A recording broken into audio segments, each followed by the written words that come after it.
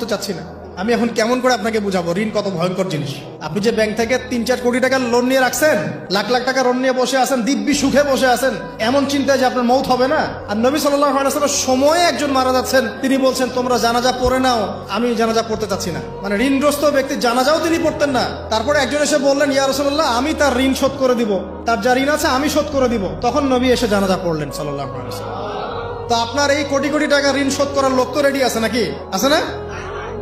সমস্যা নেই, আপনার জানাজা পড়া হবে, আপনার মিলাদও হবে, আপনার একটা বড়সড় দোয়াও হবে ইনশাআল্লাহ। কিন্তু আল্লাহ পাক বলেছেন যে শহীদ, আল্লাহর পথে যুদ্ধ করে শহীদ হয়েছে, এই ব্যক্তির আত্মাও ঝুলে থাকে যতক্ষণ পর্যন্ত না তার ঋণটা শোধ করা হয়।